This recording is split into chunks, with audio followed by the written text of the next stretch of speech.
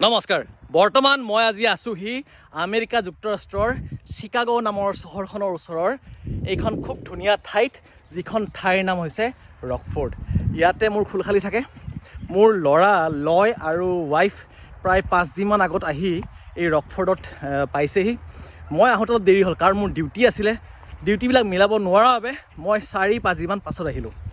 যিহেতু লয় আৰু লয়ৰ মাক সোনকালে আহি পাইছেহি, সেয়েহে ইহঁতে মানে অলপমান ঠাইবিলাক ঘূৰিলে।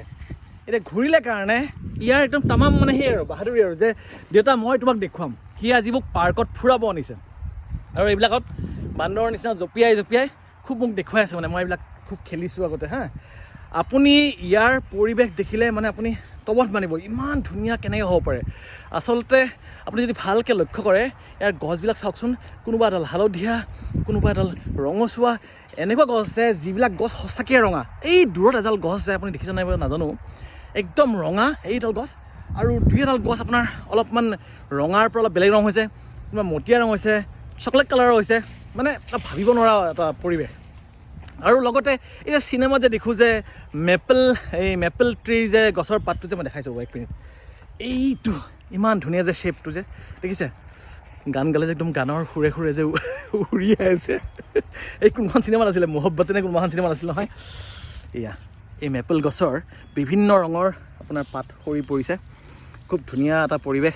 আৰু আপুনি দেখিছে চাগে মই ইয়াত ঠাণ্ডাত এইটো পিন্ধি আছোঁ। ৰাতিপুৱা আজি উঠাৰ সময়ত ৰাতিপুৱা একদম বহুত ঠাণ্ডা আছিল, মানে বাহিৰত ওলাওঁতে একদম গা চা কঁপি গৈছে। প্ৰায় 5 ডিগ্ৰী 6 ডিগ্ৰীমান আছিলে। এতিয়া দিনৰ 11টামান বাজিছে, এতিয়াও ভাল ঠাণ্ডা, মানে এতিয়াও আপোনাৰ 8 ডিগ্ৰীমান। আৰু মানে মোৰ খুলখালিয়ে কোৱা মতে অহা এমাহৰ ভিতৰতে ইয়াত স্ন'ফল হ'ব, অৰ্থাৎ এই ঠাইবিলাক বৰফেৰে ভৰি পৰিব। এইখন এখন পাৰ্ক চাওকচোন, এইখন এখন পাৰ্ক, প্ৰকাণ্ড পাৰ্ক। আৰু ইয়াত মানে চাৰিওফালে নহয় ৰানিং কৰিবলৈ, দৌৰিবৰ কাৰণে ধুনীয়া ট্ৰেক বনাই থোৱা আছে। মই প্লান কৰিছোঁ যে অহা যিমানকেইদিন থাকিম প্ৰত্যেক দিনাই লয় আৰু মই দুয়োটাই আহি আমি ৰানিং কৰিম দেই, ঠিক আছে বা? ৰানিং কৰিম আৰু চাইক্লিং কৰিবনে? কৰিম, অ'কে। চাইক্লিং কৰিম, ৰানিং কৰিম, চাইক্লিং কৰিম সদায়। আৰু মই ভিডিঅ' বনাম, দেৱোত্তম অসমতো ভিডিঅ' বনাম, দেৱোত্তম অসমতো আপোনাৰ স্বাস্থ্য সম্পৰ্কে ভিডিঅ' বনাম। আৰু আমেৰিকাত অহাৰ অভিজ্ঞতাৰ ওপৰত মই দীপম কুমাৰ বৰ্মন নামৰ এই পেজটোতো মই ভিডিঅ' বনাই গৈ থাকিম। আগতেও আমেৰিকাত আহিছিলোঁ, কিন্তু যোৱাবাৰ আহোঁতে ভালকৈ ভিডিঅ' বনোৱা নহ'ল, তেতিয়া হয়তো বা ইউটিউব বা পেজত সিমান বেছি এক্টিভ নাছিলোঁ।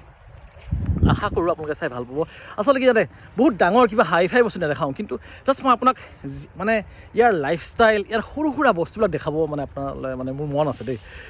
মই দেখুৱাম, নিশ্চয় দেখুৱাম, আপোনালোকে চাই থাকিব, পেজটো ফ'ল' কৰি থ'ব। আকৌ লগ পাম, জয় অসম।